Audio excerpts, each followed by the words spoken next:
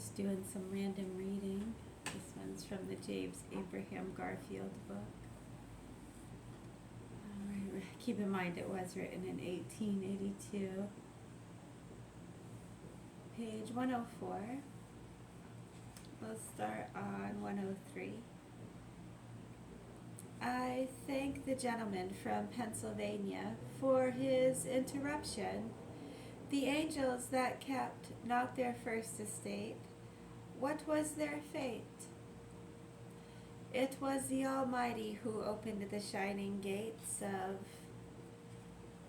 heaven and hurled them down to eternal ruin. They did not go without his permission and help. And if these states are out of the Union, it must be because the sovereign people of the Republic hurled them out, because they pleased to let them go. I am glad the gentleman interrupted me. He happily illustrates my position.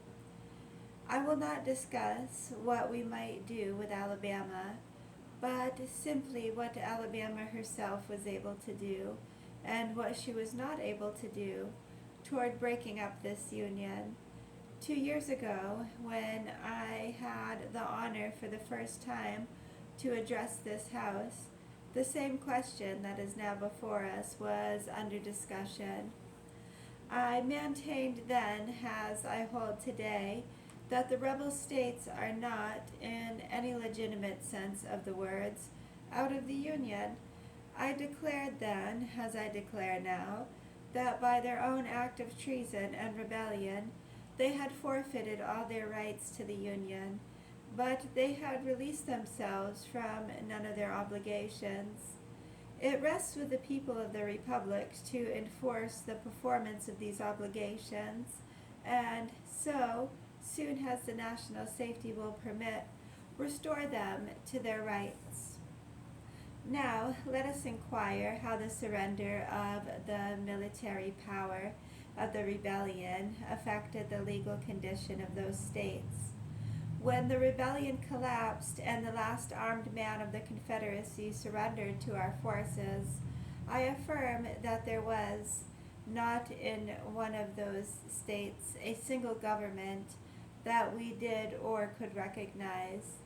There was not in one of those states a single man, from governor down to constable, whom we could recognize as authorized to exercise any official function, whatever they had formed. To exercise any official function, whatever.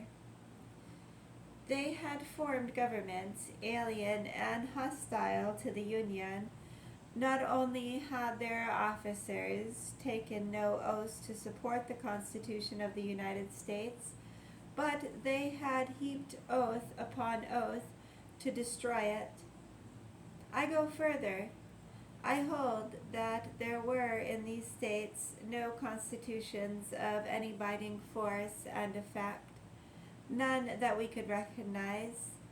A constitution in this case can mean nothing less than a constitution of government. A constitution must constitute something, or it is no constitution. When we speak of the Constitution of Alabama, we mean the Constitution of the government of Alabama. When the rebels surrendered, there remained no constitution in Alabama because there remained no government.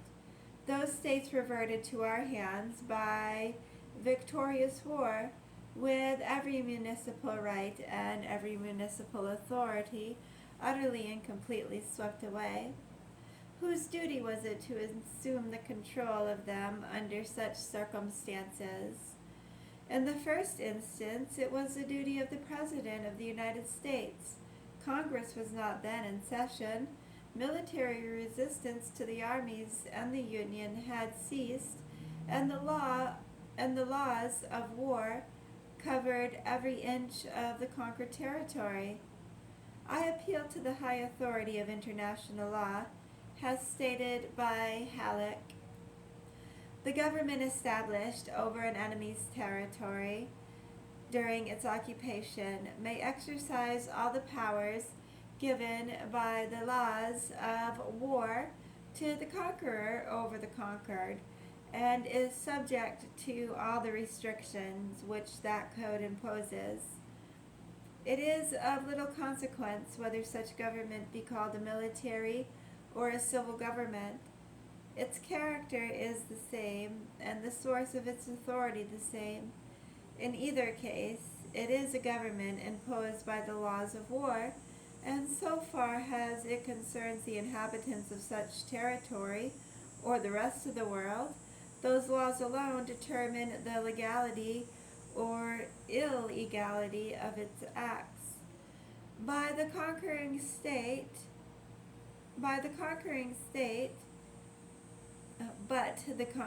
state may, of its own will, whether expressed in its constitution or in its laws, impose restrictions additional to those established by the usage of nations, conferring upon the inhabitants of the territory so occupied privileges and rights to which they are not strictly entitled by the laws of war.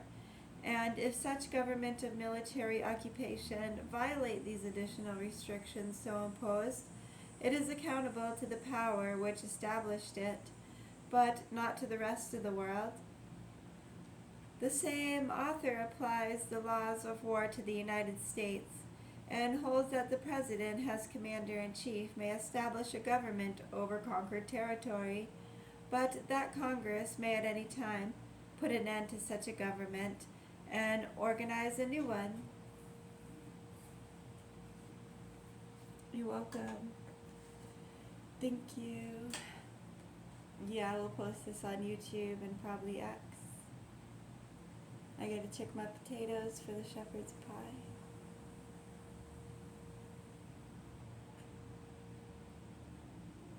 It is a very beautiful day. Such a beautiful blue.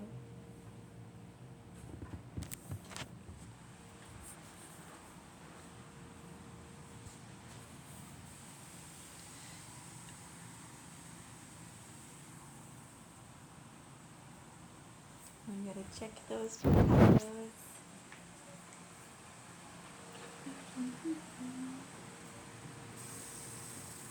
Good. Check the oven. Everything looks good.